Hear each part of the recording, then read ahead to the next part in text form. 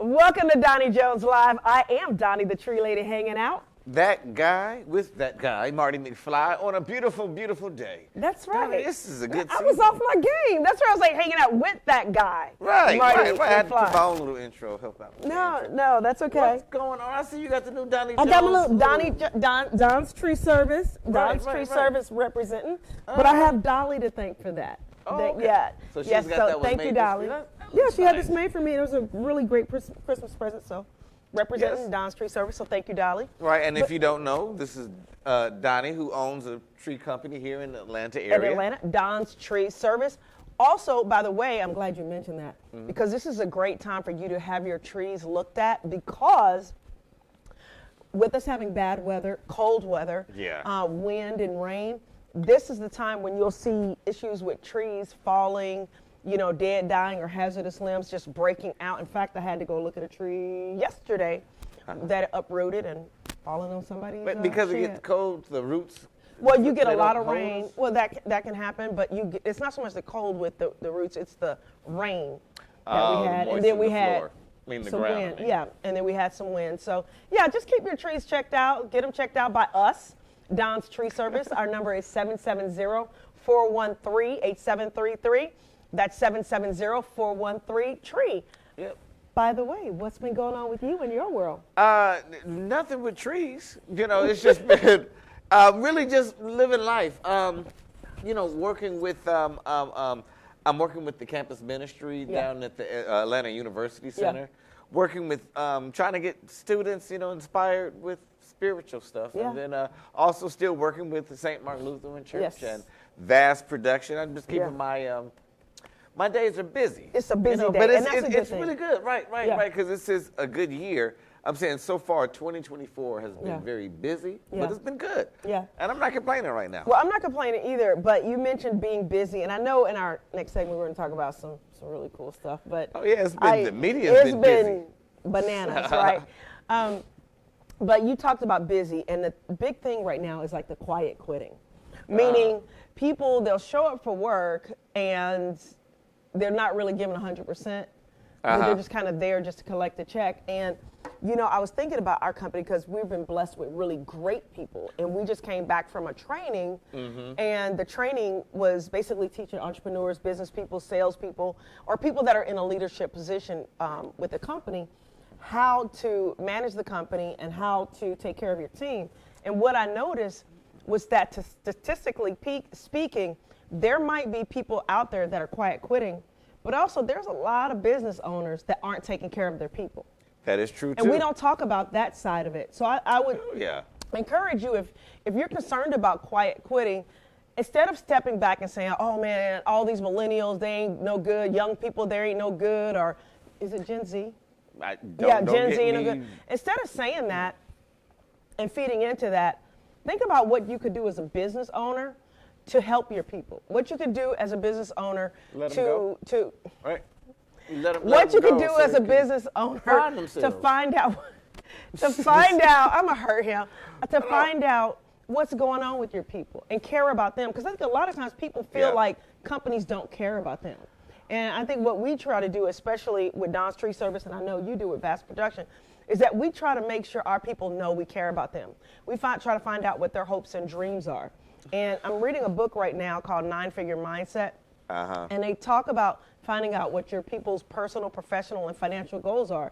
And I would venture to say that most people out there, their boss hasn't even asked them what any of their personal, professional, or financial goals are. So I guess while it was on my mind, to basically encourage, instead of talking about quiet quitting, talk about owners that can do better with providing a great environment for your team. Jump in, Aaron, and call me the devil's advocate, okay? Okay. Because I can hear some of that, and some of that I have actually experienced in corporate America where they wanted to know what my goals and dreams were, and I felt like they were just dangling a carrot in front of me. To say, okay, how can I get him motivated to still do our work?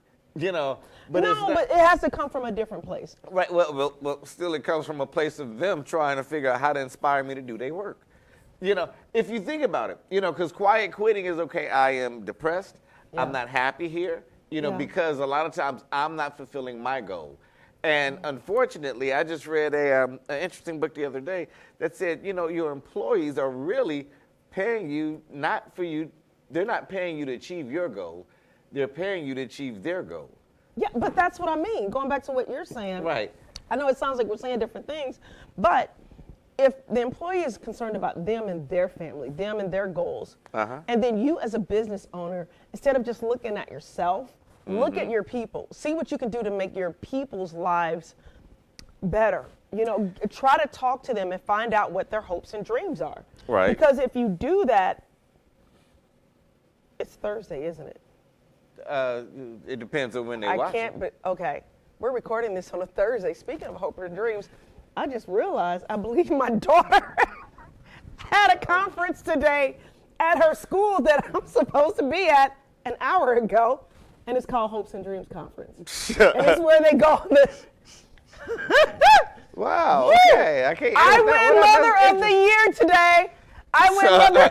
It just literally hit me on camera. So anyway, but she knows I love her. We're buying a dress tonight, so I'll fix it. Just pay it off. Just pay it off. I'm just kidding. Right? No. Just throw money at it. I ain't mad at you. No, but honestly, what I'm saying is, I do understand where you want to inspire your employees. Yeah. You want them to grow. You want them to develop. Okay, I do get that. At the same time, I know in corporate America and in some industries, they are really like, okay, I want you to grow, but I don't want you to leave working for me. Right.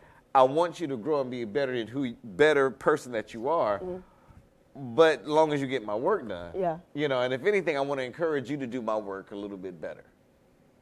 Okay. And it's not, I guess there's nothing wrong with that. Okay, I think there is a little bit of that, but I think if you're coming from the right place, right, you want to help your people get better.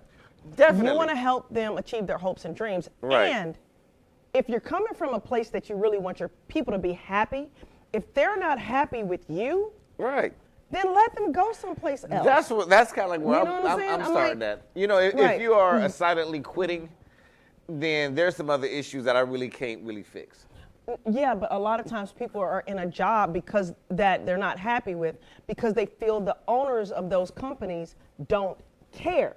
And what I'm trying to do is speak to the owners of those companies and say, take care of your people and show you do care instead of just complaining about people quiet quitting. Why not, as a business owner, try to be more involved in the day-to-day with your people? You may not be able to sit there next to them, one-on-one, but what you can do is take a moment and chat with them or schedule a time to meet with them and find out, hey, what are some of your goals? Where do you see yourself in 5 years? How can I help you achieve your goals and also help the company grow? Do you see a way that we can do that? And a lot of times people are like, yeah, I want to do that, but I just didn't think anybody cared. Yeah, I would love to do that. Can you help invest in my vision and dream? Can your company that I've been working for all these years, can you invest $5,000 or $10,000 in my goal? Absolutely. Here's what we're going to do. We're going to create an incentive plan for you to be able to reach that goal. Right. Yeah, if you work for me a little bit harder. I read that article. Yeah. And it just inspired me. And it just comes from depending on the point of view. Yeah. The person's shoes that you're in, because I can really hear that.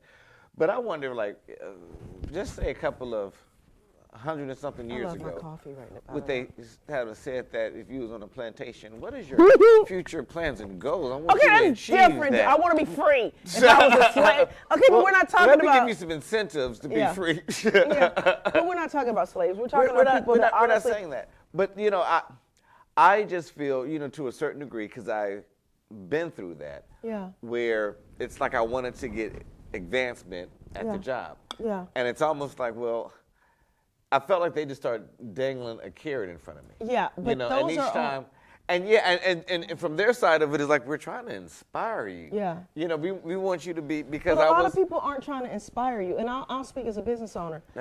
Which is why I was talking to the business owners. Right.